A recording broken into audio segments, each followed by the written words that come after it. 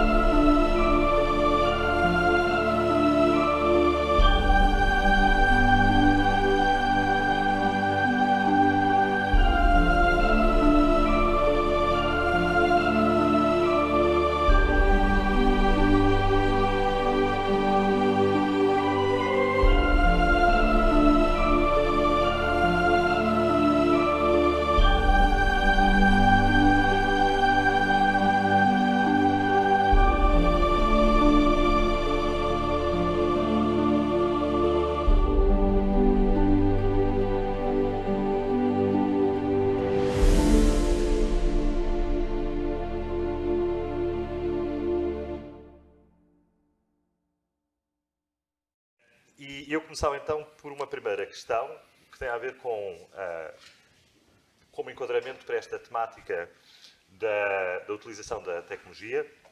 Lançava primeiro uma questão para os que aqui estão e que representam as autarquias e, portanto, como é que nas nossas autarquias estamos a pensar os temas da tecnologia associada à sustentabilidade e a novos padrões de vida e novos modos de vida. E, portanto, dava a primeira palavra à Joana Balsemão, enquanto representante aqui como eu disse há pouco, a jogar em casa. Na casa. Joana, queres então dizer-nos alguma coisa? Sim, obrigada, Pedro. Obrigada pelo convite e boa tarde a todos. Cascais não tem uma estratégia de Smart Cities. Não, o foco deste município, à semelhança de todos os outros municípios, eu diria, é qualidade de vida, fornecer qualidade de vida, proporcionar qualidade de vida aos cidadãos, resolver problemas desses cidadãos. E eu acho que os concelhos fazem isto, os municípios fazem isto há séculos. Foi para isso que nasceram, foi para resolver problemas e proporcionar qualidade de vida aos seus cidadãos. Nós até gostamos de levar isso um passo mais longe, porque não é por acaso que o slogan de Cascais é tudo começa nas pessoas e, portanto, além da qualidade de vida e de resolver os problemas, queremos mais do que isso, queremos criar um sentimento de pertença, queremos que cada cidadão se sinta ativo e envolvido e queremos criar o palco para esse engajamento. Não gosto muito desta palavra. E para todos estes objetivos, na verdade, nós não precisamos de uma estratégia de Smart Cities em si só. Podemos recorrer à tecnologia, sim, para chegar a esse fim, mas a tecnologia não é o fim. Hoje em dia falamos de Smart Cities, porquê? Porque as cidades complexificaram-se. Há muitas pressões populacionais, operacionais, infraestruturais, e deixámos de ter a capacidade de coordenar tudo isto. Há uma camada adicional, no nosso caso, e eu suponho que no caso dos outros participantes também, que é queremos pôr o cidadão no centro. Antigamente o cidadão estava no final de um fluxo de decisões que eram tomadas por técnicos e decisores políticos. Hoje em dia o cidadão está no centro. E, portanto, a tecnologia, se nos permite fazer mais e melhor e de forma mais integrada pelo cidadão, nós vamos usá-la. Mas não é esse o fim. Aliás, nós consideramos que houve toda esta evolução em matéria de Smart Cities. Inicialmente havia tecnologias que nos impeliam. Se calhar até foram um bocadinho incentivadas por fornecedores de tecnologia. Depois percebemos que não se resolve tudo só com um tipo de sistema ou só com um tipo de fornecedor. Em termos tecnológicos, então começaram as cidades a dizer aos fornecedores tecnológicos o que é que lhes fazia falta para chegar a esses objetivos, que é o bem-estar dos cidadãos. Mas a nossa visão, e já agora não havendo propriamente uma estratégia, há uma visão, e a visão é a co-criação com os cidadãos. A tecnologia é um meio para lá chegar. Eu não sei se respondi, mas temos tempo para desenvolver e aprofundar. E para dar exemplos concretos, que eu acho que é isso que se pretende também. Antes de passarmos aos exemplos concretos, Silvio Lúcio, em Azambuja, como é que estamos em termos de estratégia de sustentabilidade e desta temática da sustentabilidade aliada àquilo que a Câmara tem feito em termos de tecnologia? Olá, Pedro, e permita-me uma primeira palavra para agradecer este amável convite à Get2C para participarmos neste fórum, e quero aqui também, porque disse sou portador, portanto agradecer também em nome da Câmara e do Sr. Presidente Luís de Sousa esta oportunidade que nos dá de darmos a conhecer aquilo que vamos, enfim, tentando fazer pelo bem-estar das pessoas, como a Joana aqui disse. Portanto, nós também. Hoje é muito comum falar-se em estratégias, mas depois as estratégias embatem, portanto, nas pessoas. E nós temos que trabalhar, e muito bem, como a Joana disse, temos que trabalhar para as pessoas e envolvê-las cada vez mais. Nós, na Azambuja, também temos um slogan que tem a ver com as pessoas: é ouvir para melhor decidir. Ouvir as pessoas para depois tomarmos as decisões certas, e é isso que temos feito. Ao longo do tempo, há um conjunto, enfim, que depois passarei a enumerar quando for a ocasião da nossa preocupação, que não é de agora, é uma preocupação que já vem desde 2005, quando, com a nossa comunidade intermunicipal, criámos, portanto, um conjunto, ao nível dos 11 municípios, criámos um conjunto, tipo uma plataforma para cada um, portanto, aí demonstrar as suas preocupações em relação àquilo que nos preocupa a todos, passando a redundância das palavras, que é como é que vai ser o mundo amanhã. O que é que vamos deixar para os nossos filhos? Qual é que é dentro da nossa obrigação agora, que somos nós, os decisores, e enfim, com os stakeholders e com as empresas desta área, como a Get2C, e muito bem, portanto, que nos ajudam a tomar, portanto, os caminhos certos e as decisões. Portanto, depois passarei a enumerar um conjunto de ações que já fizemos, portanto, em Azambuja, e que queremos continuar a fazer e a percorrer esse caminho. Estou com alguma dificuldade, já o disse ao Pedro ainda há pouco, fui recentemente operado uma corda vocal, e também pedi ao Pedro para me dar ter alguma contemplação comigo, porque daqui a pouco posso deixar de ficar sem voz. Muito obrigado. Muito obrigado, e já agradeço com certeza ter isso em conta. Susana, bem disto, qual é que é o papel que a Susana vê na questão da comunicação para a Administração e Comunicação Local? E é interessante que as duas intervenções que já tivemos acabaram por focar logo diretamente na comunicação com o cidadão. Olá, Pedro, boa tarde a todos, é um gosto estar aqui e estou agradavelmente surpreendida até pela qualidade destes slogans, porque ou estão muito bem assessorados ou de facto são absolutamente... mas disseram duas coisas e, enfim, a comunicação, e nomeadamente a mudança de comportamentos, não é? Que nós falamos tantas vezes que é aquilo que é mais difícil de fazer, é fundamental nestas matérias para várias coisas. Para já porque muitos dos cidadãos, e felizmente eles estão cada vez mais participativos, mais exigentes, mais informados, mas acima de tudo, e falou aqui de um termo que eu gosto particularmente porque acho que é catalisador, é um grande catalisador e um rastilho para aquilo que as sociedades e as sociedades precisam, e que é este sentimento de pertença, do ser capaz de cada pessoa sentir que pode fazer a diferença e que é capaz e que é ouvida, precisamente, e que é ouvida. Mas eu acredito que com tudo aquilo que nós vemos, portanto, este caminho está a ser feito no sentido de eles... Há uma palavra que eu gosto muito que é o ativismo, no bom sentido da palavra, e eu penso que deverão ver isso, não só porque estão a abrir cada vez mais, não é? Portanto, e o Poder Municipal, neste caso, abre com os orçamentos participativos, isso é uma grande forma de comunicar, portanto, tem que ser uma cocriação, como disse, neste trilátero da sustentabilidade, se quisermos, que é, por um lado, o poder público, por outro lado, as empresas, as ONGs e as instituições, e depois o cidadão consumidor, não é? Porque o cidadão está cada vez mais... Nós temos esta tendência de dizer que somos muito passivos, mas eu penso que não é...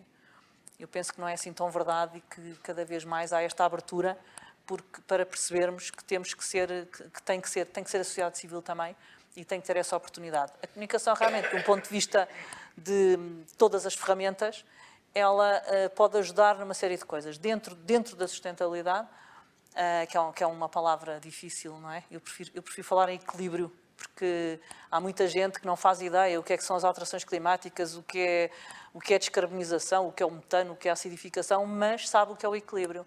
E percebe para a sua vida, para o seu equilíbrio familiar e profissional, o seu talento, o seu círculo de amigos.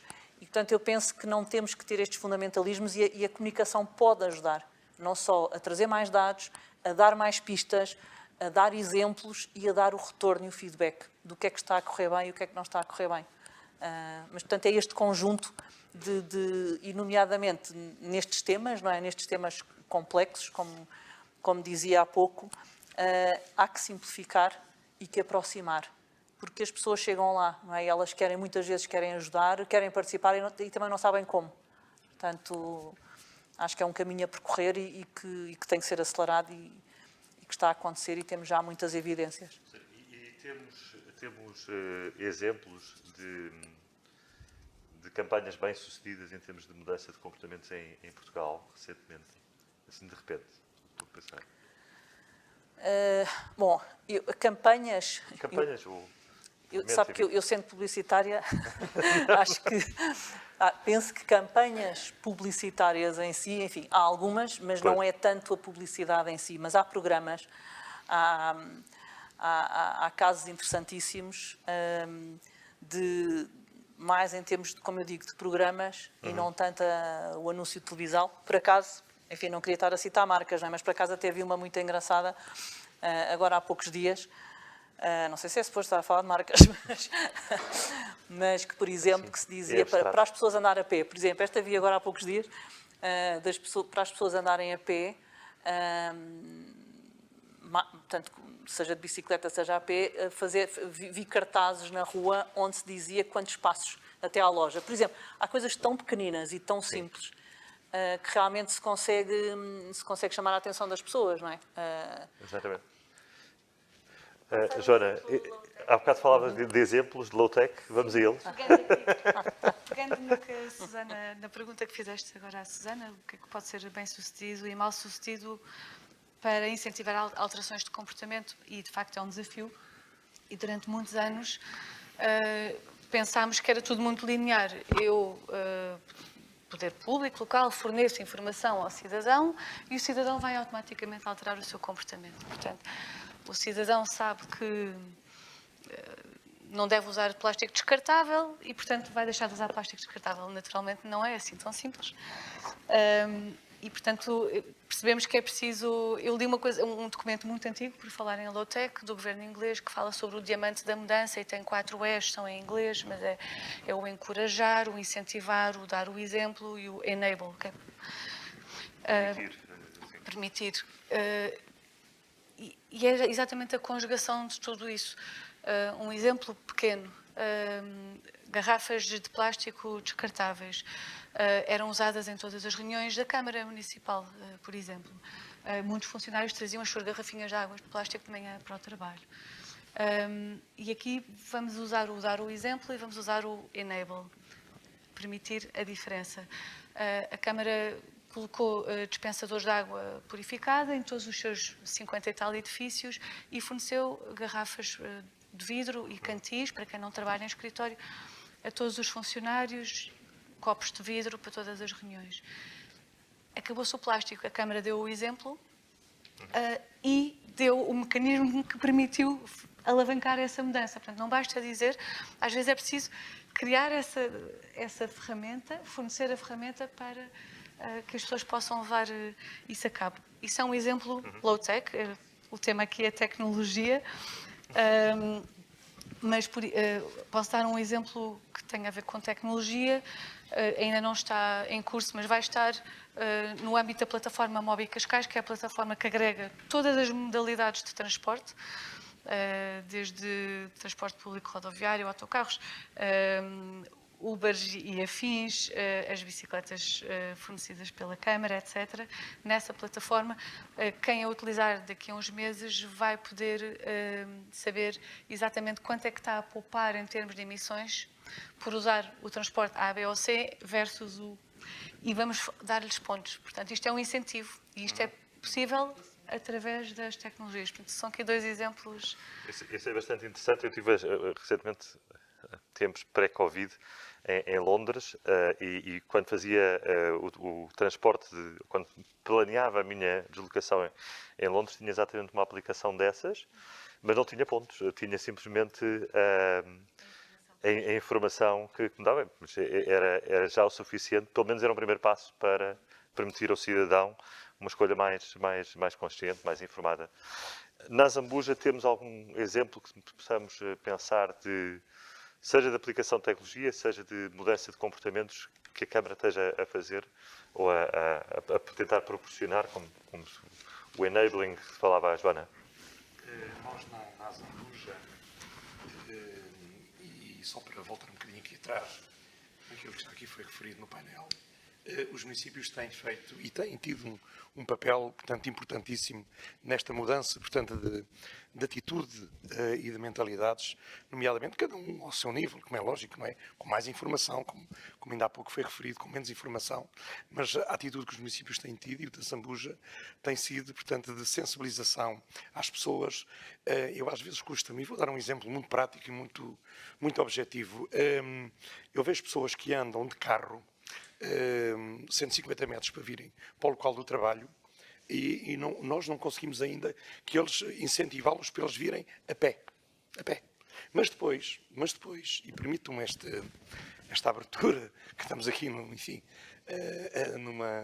numa reunião, portanto, com essa amplitude, depois vejo as mesmas pessoas, o concelho é pequeno, conhecemos todos uns aos outros, não é aqui como Cascais, que a Joana com certeza não conhece 50% ou 100% ou 70% dos habitantes de Cascais, mas na Zambuja, enfim, conhecemos quase todos, é uma família, permitam uma expressão. E depois à tarde vimos as senhoras ou os senhores vestem as suas leggings ou os seus calções e vão fazer caminhadas e passear os animais. Bom, há aqui qualquer coisa que nós temos que intervir, criando, como disse muito bem, cadeias, portanto, de informação mais próximas e criando, portanto, alguns incentivos que as pessoas se revejam neles. Também a Joana falou aqui numa coisa muito importante, que é a questão da utilização do plástico. Nós demos também o exemplo da Câmara, portanto, mas fomos mais longe. Enfim, penso que temos 1 ou 2, mas nos outros edifícios é a aguinha da torneira, porque se ela é boa, portanto, e se a qualidade da água é boa, é a aguinha da torneira. Pronto, é só isso, é a aguinha da torneira, não é adquirida, portanto, a um fornecedor. É a aguinha da torneira, porque ela cumpre os parâmetros todos que a lei obriga. E nós, executivo, damos o exemplo, uns jarrozinhos, uns copinhos de vidro, em cima, quando há as sessões de câmara, enfim, e é isso que fazemos e tentamos, de alguma forma, sensibilizar as pessoas. Ainda não temos olhado para alguns exemplos bastante interessantes, nomeadamente na utilização das bicicletas elétricas, Lisboa, no caso, Cascais e outros municípios com outra, portanto, dimensão. Estamos, enfim, a tentar criar esse dinamismo e esse enquadramento para também podermos evitar que a pessoa, em vez de vir de carro para o trabalho aos 150 metros, que venha numa, portanto, bicicleta e que deixe, portanto, ao fim do ano, possamos dizer assim, olha, você, portanto, com os mecanismos, portanto, de informação e da tecnologia, você, portanto, deixou de sua pegada ecológica, enfim, beneficiou o mundo com este valor. E acho que isso é um caminho que todos temos que percorrer. É muito interessante o exemplo que deram. Eu estava a pensar aqui, fazendo agora um bocadinho de papel de advogado, não é bem advogado do diabo, mas é constatando o seguinte. É constatando que se é verdade que por vezes nós fornecemos informação e o cidadão, ou fazemos o tal enabling e o cidadão reage, também é verdade que, e eu vejo por isso no caso da água engarrafada, onde desde há muito tempo que é público e notório que a qualidade da água, pelo menos aqui na zona da área metropolitana de Lisboa, não tem, é de boa qualidade, inclusivamente do ponto de vista da própria saúde, provavelmente melhor do que a água engarrafada, porque a água engarrafada tem os seus propósitos próprios em termos de medicinais, e, no entanto, nós vemos o crescimento das vendas da água engarrafada e, portanto, e com isso do plástico. Como é que... A minha questão é um bocadinho esta. Por muito que nós façamos, há alguma forma de combater a má informação e a desinformação, seja ela sobre a água engarrafada, sobre a qualidade do transporte público. Ou seja, eu às vezes tenho pena de ver tudo aquilo que as câmaras fazem em termos de promoção de transporte público e que, apesar de tudo, não tem retorno do ponto de vista da adesão, da aderência dos potenciais utentes. Susana, como é que combatemos isto? Bom, agora, em plena pandemia, está a ser mais complicado duas coisas. Uma, o plástico, eu até estava mais preocupado, enfim, com o outro tipo de plástico, que são estes paradoxos, não é? Do takeaway, mais do takeaway, que me custa muito, não é? É fantástico haver o takeaway, mas depois são utilizações únicas e esse plástico é muito complicado. Mas eu penso que não há respostas, não é? Ninguém tem respostas. Por isso é que eu digo, isto não se faz nem com uma campanha publicitária, nem isto é preciso muita persistência, muita insistência, muita colaboração de vários atores e, acima de tudo, mostrar às pessoas irmos conseguindo pequenas vitórias e pequenos gestos e pequenos passos. Porque eu próprio, enfim, que estudo estas matérias há tantos anos, aquilo que para mim é mais importante é eu perceber o que é que, primeiro, um pequeno gesto que eu faça, em que é que isso se traduz? Em que é que isso se traduz, não só para mim, mas acima de tudo para o planeta? Porque a maior parte das pessoas, isto é tão grande que depois não conseguem perceber. E a comunicação, o tom é importantíssimo. Porque, peço desculpa que estou aqui, o tom é importantíssimo porque nem podemos ser moralistas, nem catastrofistas, nem imperativos. É extremamente difícil.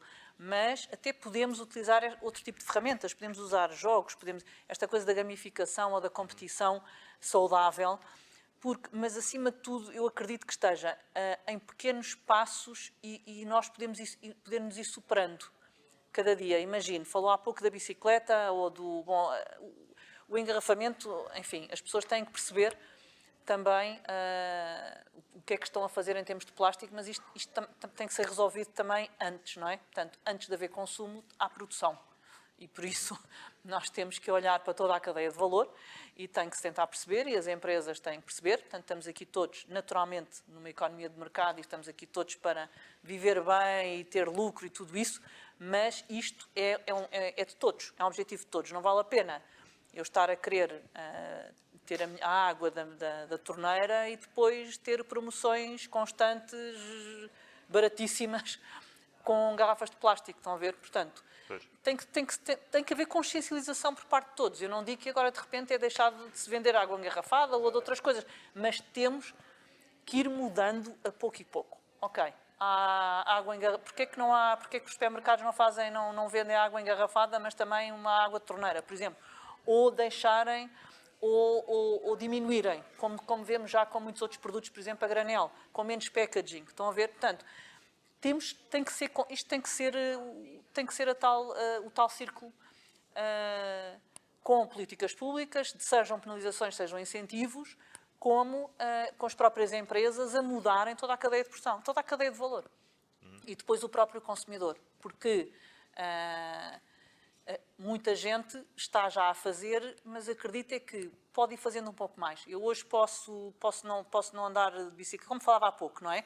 Eu posso usar os transportes públicos. Agora, como eu dizia, é mais complicado, os transportes estavam a ser verdadeiramente mais utilizados e agora há este medo. Portanto, tem que se conseguir mudar a percepção de que isto é seguro, ok? Que é seguro.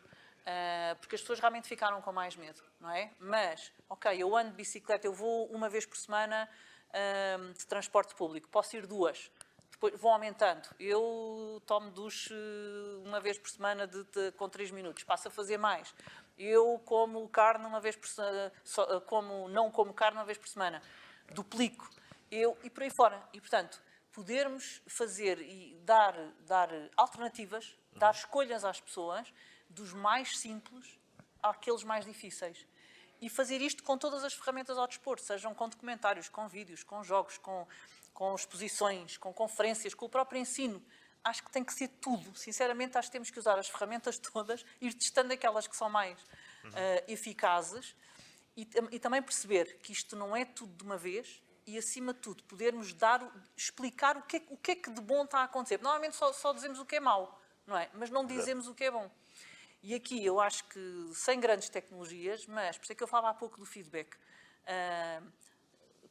vamos estar cada vez com mais sensores, não é? Vamos ficar todos cheios de sensores, com IoT, com IoE, com isto tudo. Mas podemos introduzir, por exemplo, uns contadores. Uns contadores, quando eu digo uns contadores, para as pessoas perceberem em que é que se traduz aquilo que elas estão a fazer. Ou que não estão a fazer e como é que isso poderia melhorar a sua vida, ao seu lado e realmente o planeta. E, portanto, é isto, é irmos segmentando, é não queremos olhar aqui, não é? O que é que me interessa daqui a 20 anos ou 30 anos? As pessoas não conseguem perceber o que é que isso significa. Mas, portanto, é isto, é ir vendo 100 a 100 metros. Acredito que seja isso. Mas muitos, não é? Porque é preciso escala.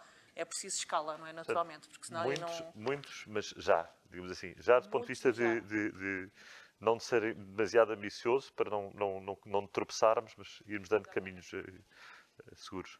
Joana, e o que é que podemos fazer em Cascais de caminho seguro e proximamente? Uma pergunta grande.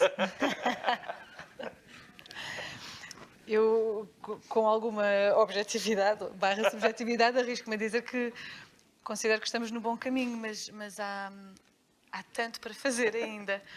E este mistério de como envolver, como induzir mudanças de comportamento é chave.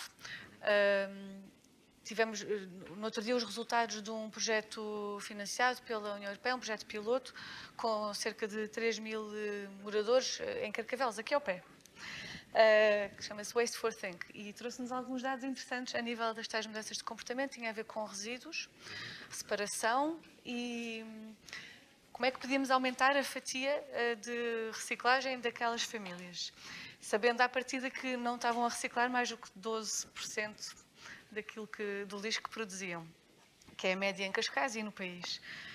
Desde logo aumentou logo para 20% ou 25% a partir do momento em que tirámos os ecopontos e pusemos ilhas ecológicas, portanto aquelas que são enterradas. É um fenómeno interessante a constatar.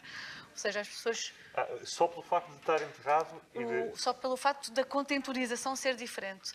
Num ecoponto tens que levantar os braços, se calhar sujam-se mais facilmente porque estão mais expostos. Na ilha ecológica temos É mais limpo. um Tem tubo, o ar bastante mais limpo e mais porque há agradável. menos superfície exposta, não é? É só um Exatamente. tubo.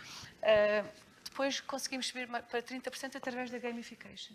As famílias recebiam um jogo, os miúdos jogavam nos tablets, onde fosse. Mais um bocadinho a partir do momento em que ajudámos estas famílias a resolver problemas na cozinha.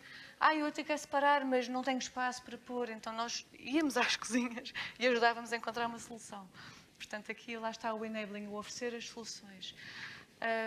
E depois, finalmente, a parte dos biorresíduos, ajudando as pessoas a separar os biorresíduos.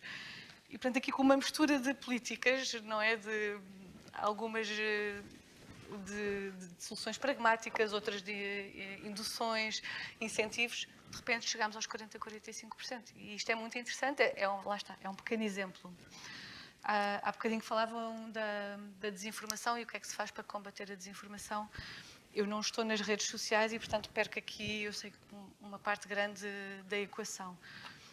As redes, hoje falamos aqui neste painel de tecnologias, redes sociais são tecnologia e estão cá para o melhor e para o pior. A desinformação espalha-se através das redes sociais e é muito difícil, desgasta e consome muito tempo ir repor a verdade, mas, por outro lado, também são um mecanismo fabuloso de agarrar pessoas, passar informação, envolver, Exato. passar a mensagem, etc. Portanto, eu tenho uma posição ambivalente em relação a esse método. E também falámos, a Sônia falou de cadeias de valor e eu sei que é pedir muito às pessoas, sobretudo agora em contexto de pandemia, mas eu acho que vai ter que entrar cada vez mais no nosso processo mental, não é? Eu vou comprar a caneta ou a peça de roupa e ter consciência do que é que está por trás, não é? E logo a indústria têxtil é muito complicada. Mas eu pessoalmente sinto-me ainda um bocadinho atordoada com esse processo de decisão. Preciso de ajuda, preciso de rótulos, rótulos que me guiem.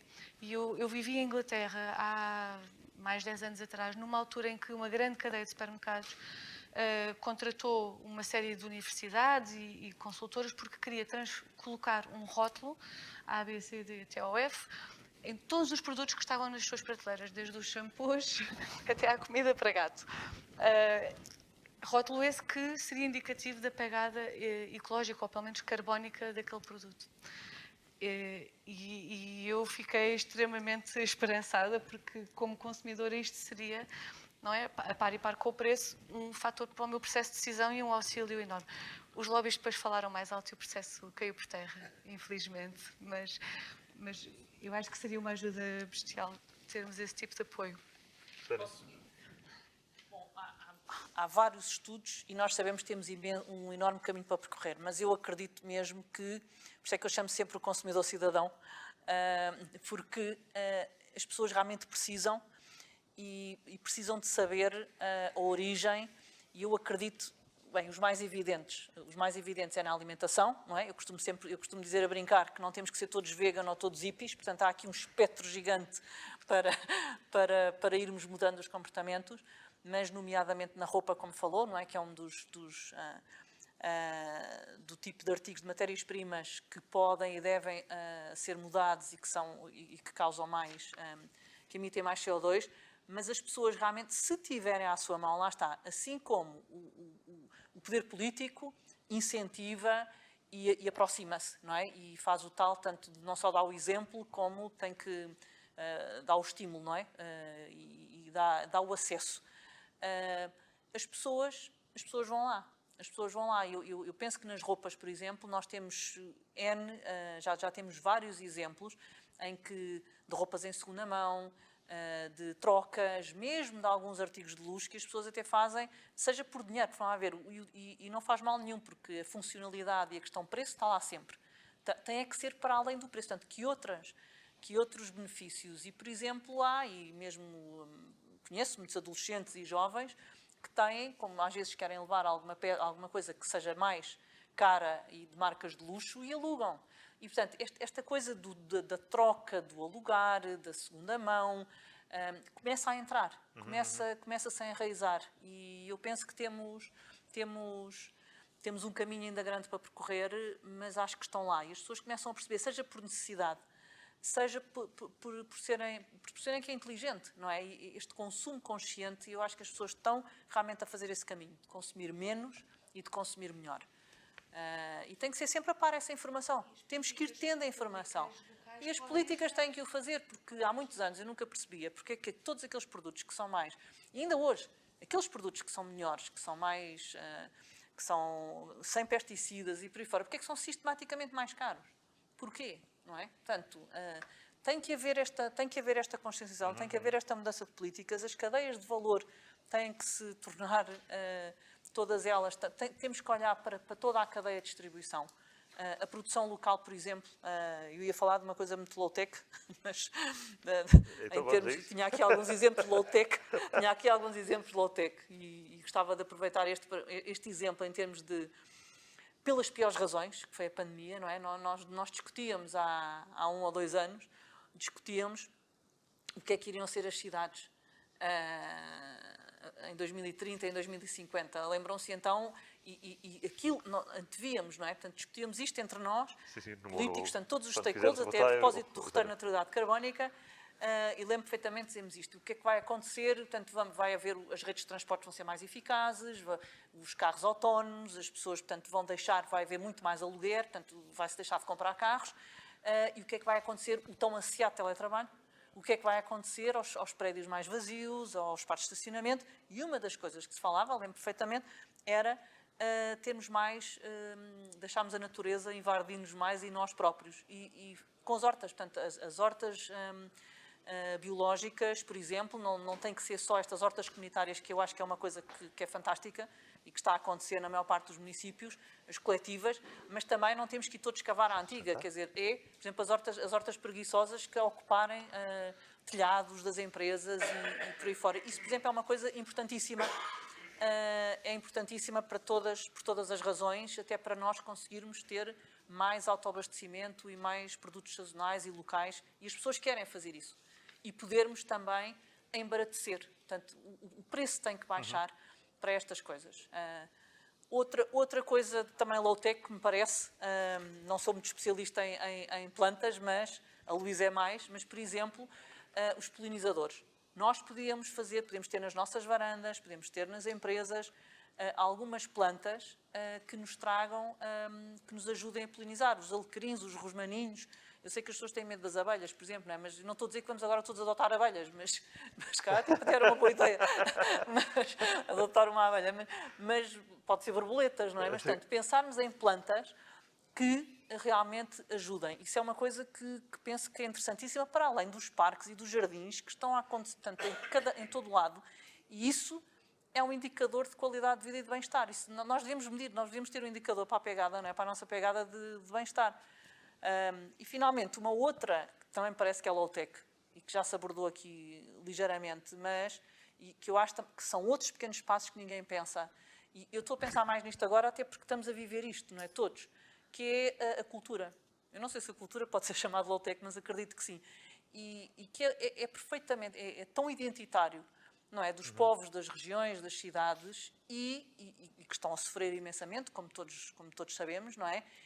E, mais uma vez, é pedir isto às pessoas. E pedir isto, mas não é ir pedir. Não estou a dizer, tanto temos naturalmente os Estados e as autarquias a ajudar e a subsidiar, e claro que tem que haver esse apoio, mas há um outro lado dos cidadãos e das próprias empresas, e que é esses pequenos passos. Porquê que eu não vou ouvir um músico? Porquê que eu não vou ouvir um músico do meu bairro? Por exemplo, porquê é que eu não vou mais uma vez ao teatro em vez de... Não diga isso aos meus vizinhos, que eu sou flautista amador e eles queixam-se.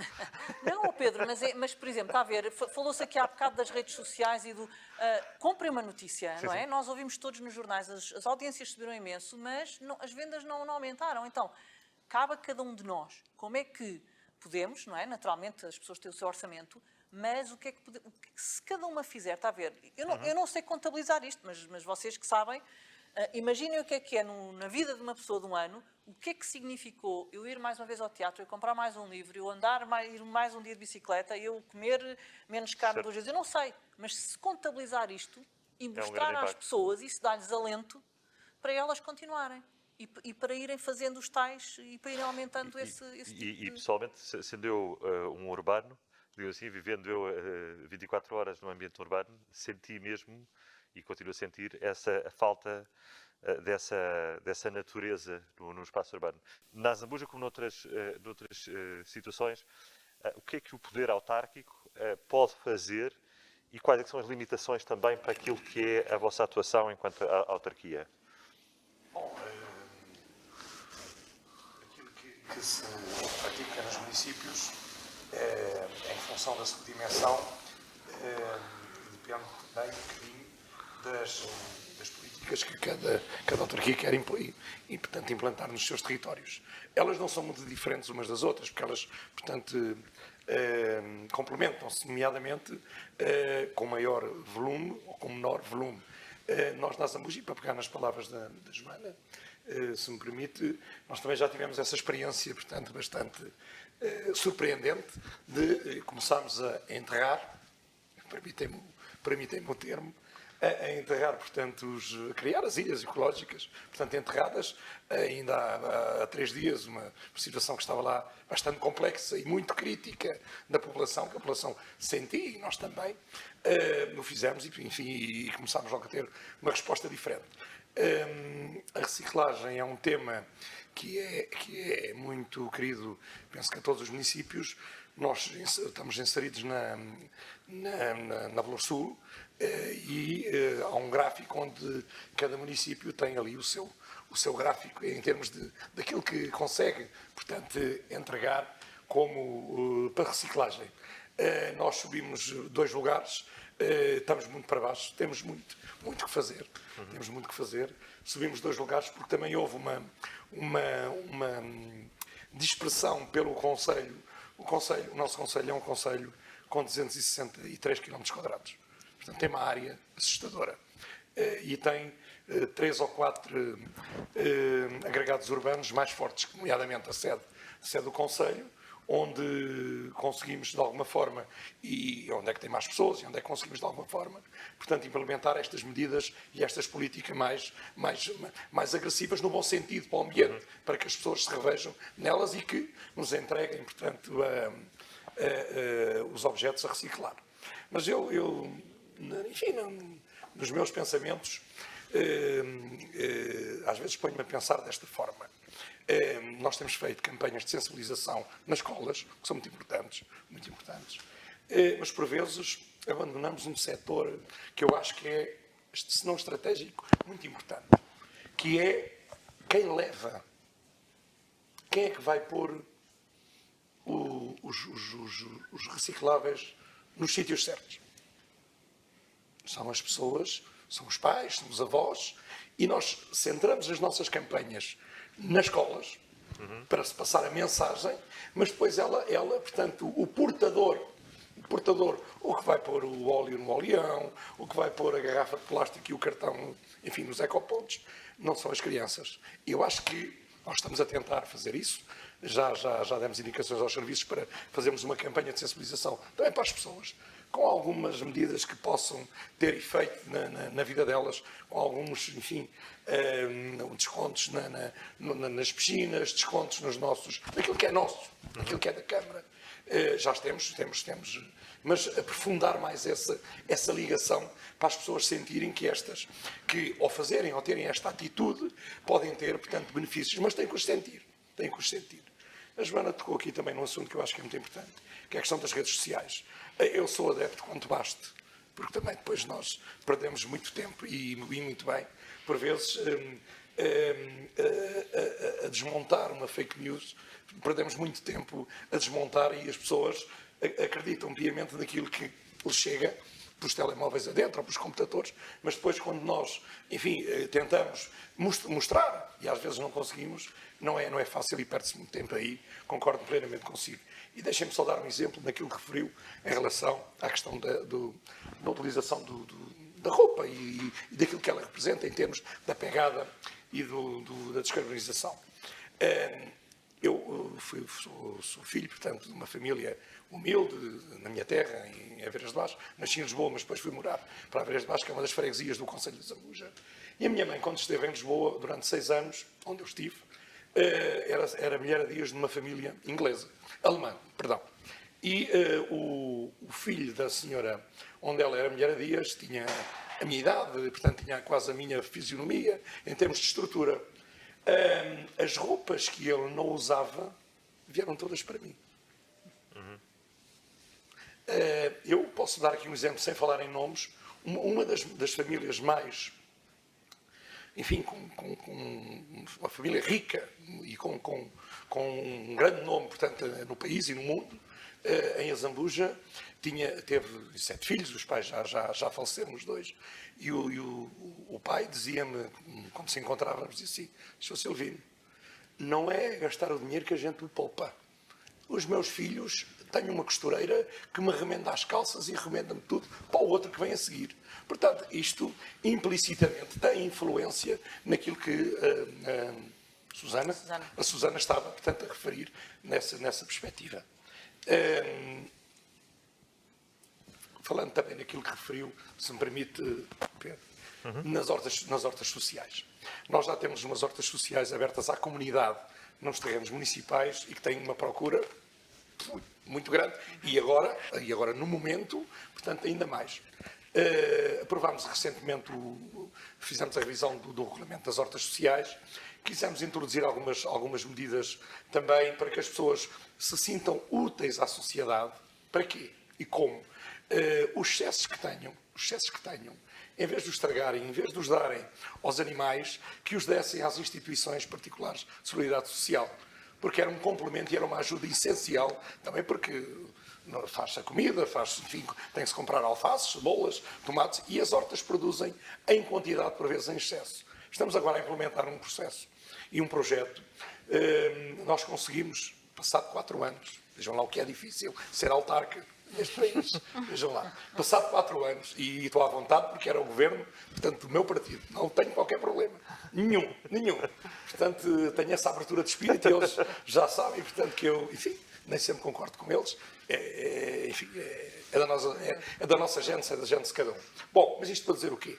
Nós conseguimos numa zona de 24 hectares, que existe até por acaso na minha freguesia, de Aveiras de Baixo, em que lhe chamamos o Parque Ambiental da Zambuja. E neste momento, com um projeto que candidatámos ao Fundo Ambiental, estamos a fazer um laboratório de rio. Isto para quê?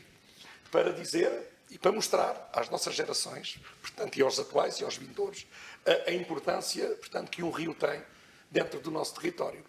É mentor desse projeto, penso que, enfim, não é nenhuma publicidade, enfim, é o Engenho e Rios, que é do engenheiro doutor Pedro Teiga, portanto, que é uma pessoa conhecida a nível nacional e internacional, que nos tem apoiado, e neste Parque Ambiental queremos também mostrar aos nossos agrupamentos, que são 3, queremos mostrar o quanto é importante dar-lhes a conhecer a origem das coisas. O que é um tomate, de onde é que vem o leite, onde é que vem a alface, e então cada agrupamento escolar irá ter o seu espaço de uma horta ecológica, social, para utilizarem e para mostrarem às turmas e às crianças também como é que as coisas acontecem. É um projeto ambicioso. Estamos agora a criar, portanto,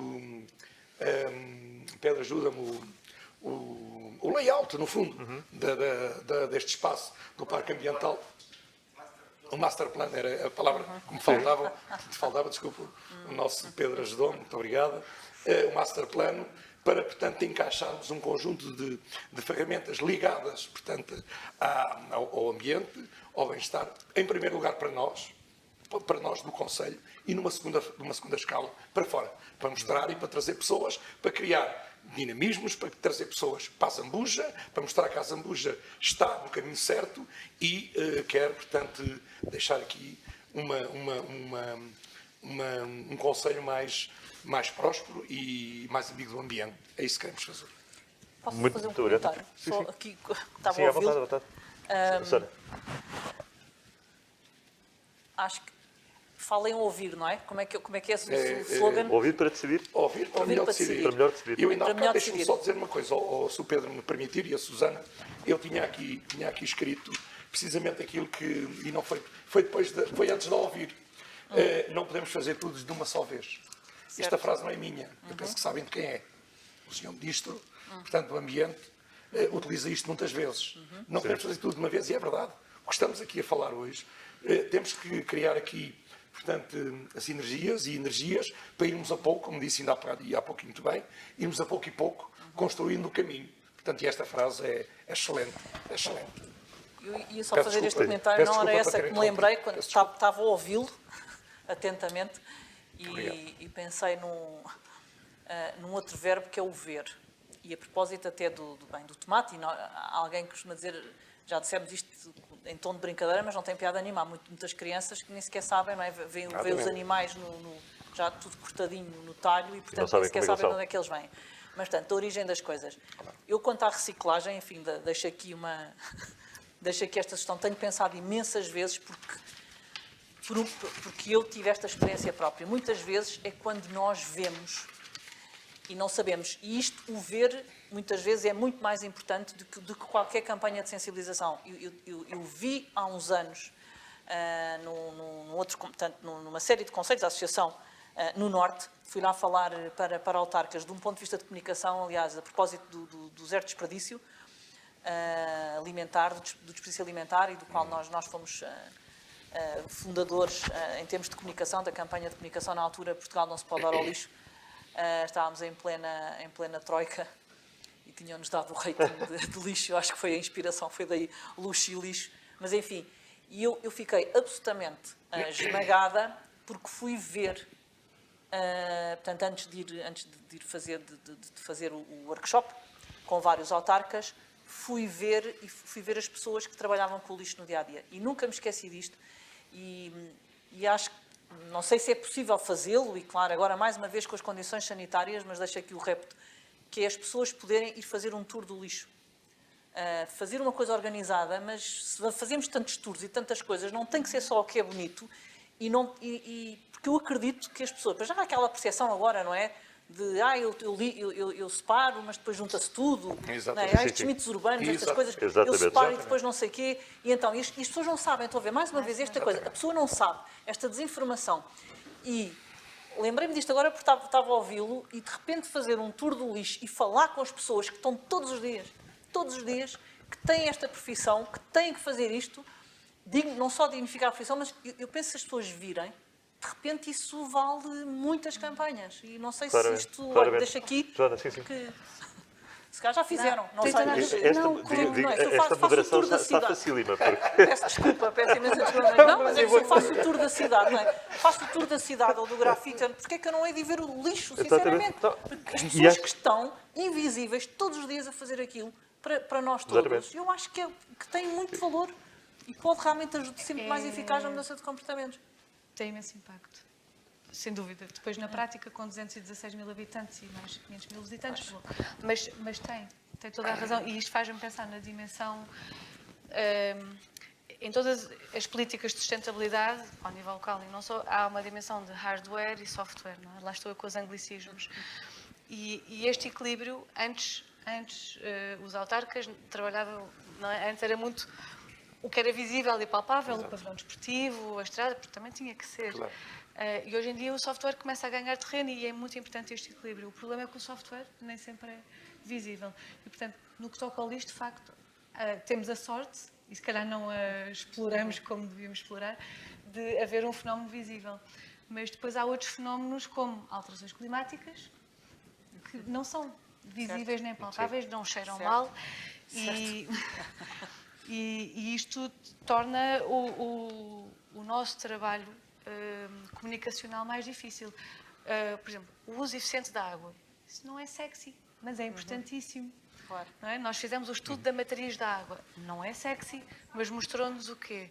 Para já, mostrou-nos que Cascais está mais de 90% dependente de uma única fonte de abastecimento de água. O que é preocupante. Depois mostrou-nos onde é que estão os principais culpados, privados e públicos, em termos de consumo de água. Isto para o cidadão comum é importante? Se calhar não é. agora, mas daqui a 20 anos, quando a escassez de água se acentuar, ou se, espero que não, houver um problema no abastecimento, vai ser. E, portanto, cabe-nos a nós prever, mas depois, na gestão do dia-a-dia, se calhar o que o cidadão prefere é ver o hardware. Mais espaços verdes, que é importantíssimo. E agora, no contexto pós-pandémico, ganharam uma preponderância gigante. Mais espaços verdes, a recolha do lixo tem que ser exímia, sempre, por uma questão de salubridade e não só, mas ciclovias, as hortas comunitárias, tudo isso é também importante. E agora posso focar nas hortas, no projeto Terras de Cascais, também para demonstrar, mais uma vez, o palpável e o não palpável. Eu posso atirar números. Temos 526 parcelas, temos 1.600 pessoas em lista de espera, temos 3 pomares comunitários, temos as vinhas comunitárias, temos uma horta numa prisão onde há 20 reclusas que trabalham. Pronto. Isto são números e são importantes, mas depois há a parte não visível, que é as Terras de Cascais. Este projeto é muito mais do que esses números, porque não são 526 parcelas, são 526 pessoas ou famílias que trabalham aqueles talhões. Sabe isso tão bem como eu. De todas as gerações, de todos os estratos sociais, e aquele momento é contacto com a natureza, é um escape, é melhor do que ir ao psicólogo, é convívio, é comunidade, é espírito de vizinhança. Temos um casal que se apaixonou e casou. Tivemos tensões, um casal jovem que ouvia música muito alto e o vizinho do talhão ao lado, mais idoso, não gostava daquela música. Sanaram o conflito, agora trocam receitas. Isto não se mede, mas contribui para o tal sentimento de pertença, não é? E para o tal espírito comunitário. E, portanto, isto é uma partilha, não é? Enquanto autarca, há que equilibrar todas estas valências. Nem tudo é inaugurável. Mais um estudo. Não se inaugura, não fascina ninguém, mas esse estudo vai ajudar a nortear a minha decisão. Exato, exatamente. Pronto, e, portanto, tudo, sim. Eu agora vou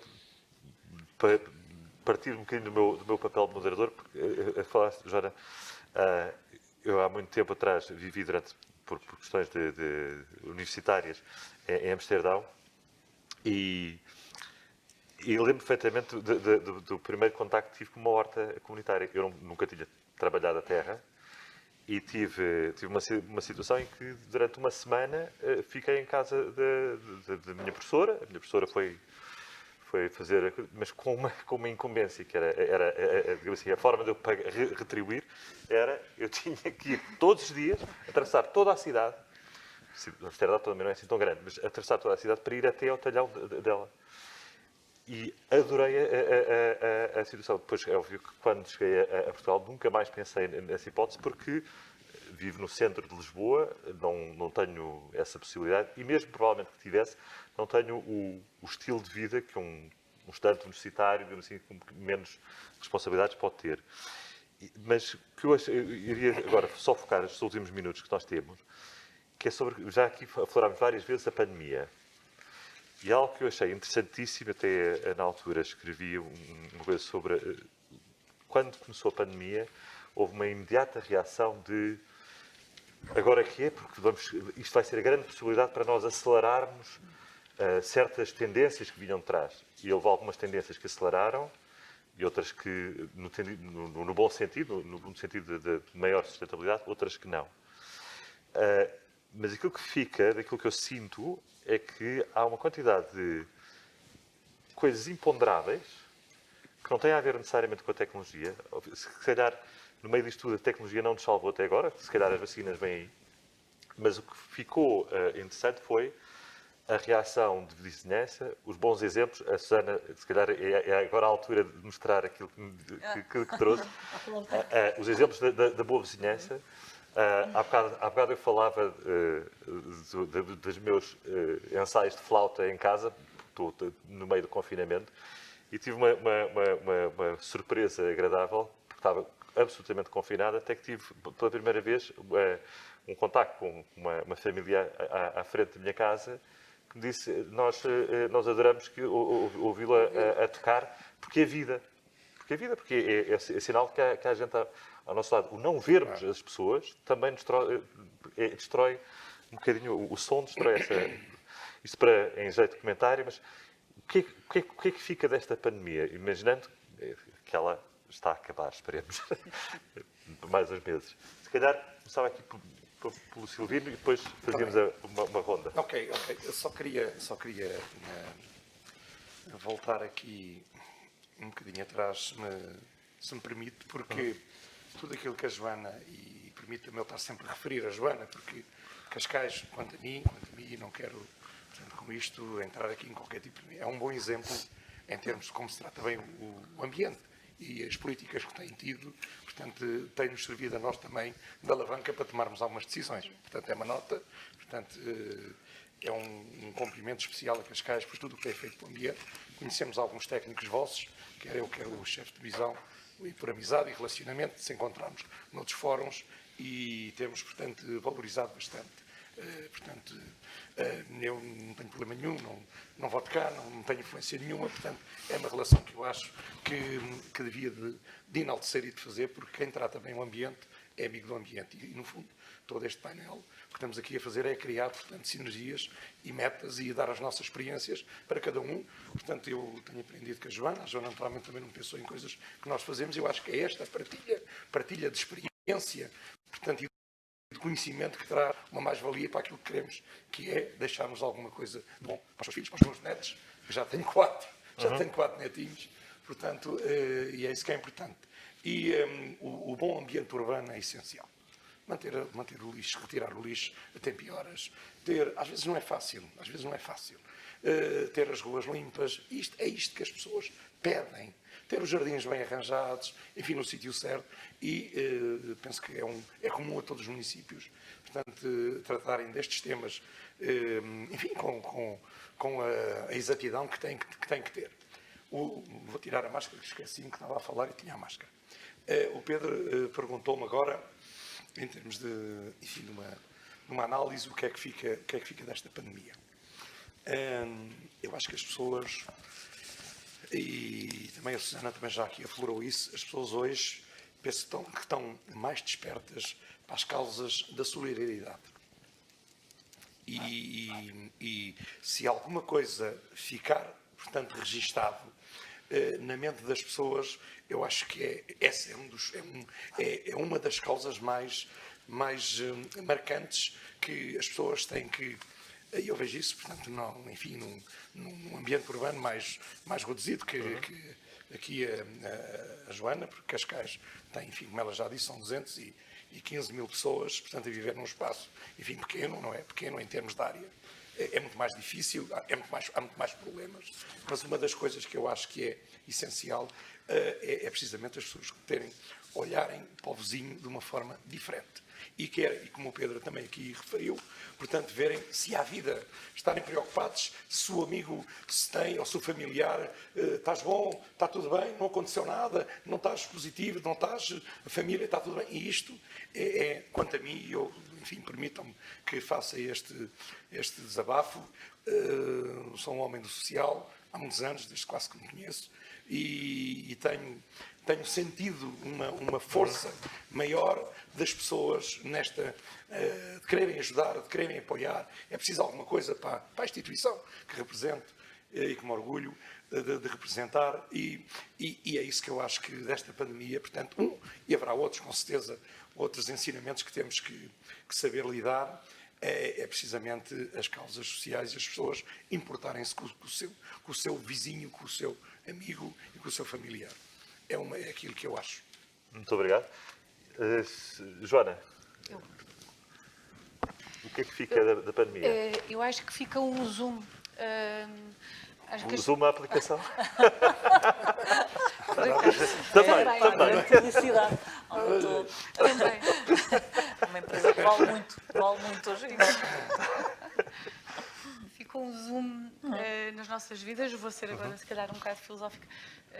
Um zoom para dentro de nós. Eu acho que conheço poucas pessoas que não terão feito introspeções de uma forma ou outra, e conheço várias que levaram a cabo mudanças de vida, profissionalmente, etc. Sim. Mas também um zoom nas comunidades, ao nível social, como dizia, mas também ao nível do espaço. O bairro passou a ser muito maior, ganham outra preponderância, não é? Fazia falta um banco ali, ou porque é que não há um conjunto de mesas para jogar as cartas naquele espaço, porque é que isto tem dois sentidos, porque é que não tem mais árvores. E isso é muito interessante e coloca-nos a nós, decisores do poder público local, um desafio extraordinário. E por isso, agora em Cascais estamos a olhar com muita atenção para o urbanismo tático, que é isso mesmo, ou seja, tudo o que é macro continuará a ser relevante, naturalmente, mas o micro ganha outra dimensão e, portanto, vamos fazer umas sessões, uns workshops, para quem se quiser inscrever, qualquer cidadão município, nas práticas do urbanismo tático, é isso, olhar para o bairro de outra maneira. É uma experiência para nós também. Também acho que fica da pandemia. O que me chateia é. Agora eu vou fazer o paralelismo com a sustentabilidade. A pandemia, ninguém sabia que ela ia chegar e, portanto, temos alguma desculpa, não estávamos preparados. Mas a crise climática, ambiental, no sentido lato, estamos todos mais que avisados há décadas, não é? Temos a informação, temos grande parte das soluções já alinhavadas e isso não nos motiva e a crise ambiental pode levar a danos ainda mais graves do que a crise de saúde pública. Portanto, isto também nos diz muito sobre a maneira como nós, enquanto sociedade, nós, ser humano, raciocinamos. Só mais uma nota. Agora temos que pensar na recuperação. A recuperação pós-Covid. E não é só a recuperação da saúde pública, é a recuperação das crises que depois vieram e estão presentes, que é a crise social, a crise económica. E temos mesmo que usar esta oportunidade para fazer a recuperação com a alavanca verde. Felizmente, também Bruxelas está a dar esse sinal. Sim, é verdade. Espero que saibamos usar essa oportunidade, porque os sinais estão lá. E a alavanca financeira também virá daí, mas eu advogo muito que a recuperação pós-Covid tem que ser verde. Exatamente. Susana, umas palavras finais. Bem. Finais, Olha, mas dito isto, a conversa seguia por aí adiante. Eu estou numa inquietação.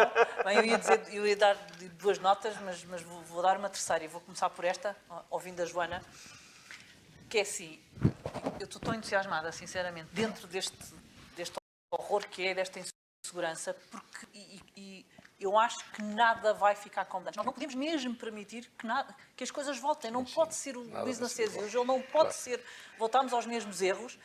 E isto é aquilo que eu acredito da natureza humana, porque as pessoas, não é? Alguém dizia há uns anos atrás que nós tínhamos o instinto de sobrevivência adormecido, em particular no Ocidente. Porque o ser humano normalmente revela-se quando em estado de emergência, não é? E como diz, mas este estado de emergência havia um que não era visível e de repente entrou-nos aqui pela porta dentro uma coisa que nós não estávamos à espera. E a nota que eu gostava de dar ouvindo-a é que eu acredito, eu acho que deve ser terrível, deve ser um dilema horrível para os políticos, também para as empresas, nomeadamente as grandes multinacionais, e que é esta escolha, não é? Eu vou escolher a economia, a saúde ou o ambiente, não é? As alterações climáticas. Eu, sinceramente, acredito, claro que é mais fácil falar, não é? Eu acho que estas 3 coisas são indissociáveis. Sim. E não pode ser, não, só vou escolher a saúde ou só vou... Não pode ser, porque sem economia não há saúde, mas sem biodiversidade também não há existência humana. Portanto, estas 3 coisas são absolutamente indissociáveis. Claro. E a resposta... Acredito, e então decorrendo disto a resposta, quer dizer, há várias respostas, mas eu acredito que é nestes momentos cruciais e as cidades, nomeadamente as cidades, são muito mais ágeis do que os próprios governos, não é? Portanto, estando nós todos ligados, eu costumava falar teoricamente, os ODS, sim senhora, são os Objetivos de Desenvolvimento Sustentável, é a nossa bússola a nível global, mas nós temos que criar um caminho a nível local, paralelo, não é? Portanto, não é o global só que interessa, nem é... Mas nós, de facto, temos esta oportunidade única e viramos para nós próprios para o micro-local. E que nós não víamos, não é? Nós estávamos todos distraídos, não é? No nosso dia-a-dia, aquela coisa, e nós não víamos. E agora paramos à força, mas estamos a ver. E por isso eu acredito que temos que fazer esse caminho. Há muitas oportunidades dentro da economia verde, dentro da economia circular e digital, porque na verdade, não é? Portanto, nós precisamos imensamente, acho que este conjunto de respostas, e não é só a solidariedade. É solidariedade em primeiro lugar, porque nós vimos isso com as pessoas, vimos isso. As pessoas são altamente criativas. O ser humano é tão criativo e as cidades têm que se reinventar desta maneira, criando redes mais curtas. Nós temos que ter redes logísticas mais curtas, nós temos a cadeia de abastecimento, mais autonomia, temos que ter... Há oportunidades únicas de novos produtos, de novos serviços, de manufatura, mesmo que seja pequenina, mesmo que seja curta. Manufatura, mais indústria, está tudo por fazer e está nas nossas mãos.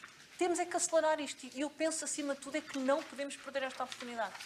Eu, pelo menos, estou muito crente que isto vai acontecer. E o Pedro, vou só dar este exemplo, que é muito low-tech, é muito low-tech, mas isto aconteceu-me a semana passada. Pronto, estamos todos, não é, com os restaurantes estão a fazer coisas incríveis, estão a fazer muitas coisas que eu nem sonhava, para além de diversificarem os seus produtos, claro que o takeaway, não é? O takeaway é fundamental e quem não o tem está perdido. Mas eu costumo ir a um restaurante de uma tasca, portanto, do sítio onde trabalho, não é nenhum destes municípios, eu vivo em Cascais, mas trabalhava em Lisboa e estou sediada em Oeiras, e fui buscar um takeaway, portanto, fim de semana, não é? Estes fins de semana curtos, agora, e a Tasquinha, onde eu costumo ir almoçar durante a semana, eles estavam muito nervosos e disseram-nos, estavam cheios de coisas, grandes receitas e grandes coisas, a pedirem-nos, a dizerem que iam estar no fim de semana, iam fazer um takeaway especial.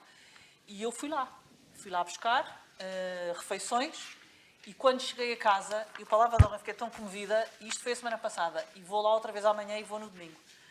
E tinha isto escrito à mão, e depois percebi, porque também levei para um filho que estava de quarentena em Lisboa, e eles fizeram isto, deram só o trabalho de fazer isto para cada cliente. E, portanto, foi à mão, não é uma fotocópia, e diz: meus queridos, o nosso muito obrigado por nos ajudarem neste momento tão delicado. Fiquem com Deus. Restaurante Dom Carlos. Eu achei isto uma coisa extraordinária e, portanto, olhem, trouxe isto, não deitei fora, ainda não sei o que vou fazer, mas acho que isto é um exemplo de low-tech, do melhor que nós temos. E é a minha nota final. E é uma excelente nota final. Acabamos por falar de imensas coisas, mas acho que todas elas tiveram digamos assim, uma fluidez em termos daquilo que falámos. E ficou claro que eu acho que, de todas as intervenções, que não é necessária, que a tecnologia obviamente vai ser necessária para combater a crise climática e a crise ambiental genérica, mas que é o uso inteligente dessa tecnologia e que não é necessariamente tecnologia avançada, cara, e que há muitas coisas que nós podemos fazer, nós cidadãos, as organizações à nossa volta, as empresas, e um papel muito preponderante nesta área para os municípios, as autarquias, que podem e têm, como vimos aqui vários exemplos, atuado e bem nesta área. E com isto, infelizmente não podemos contar com todos os participantes do painel. A eles pedimos desculpas pelos problemas técnicos e fechamos agora aqui o painel. Muito obrigado pela vossa atenção.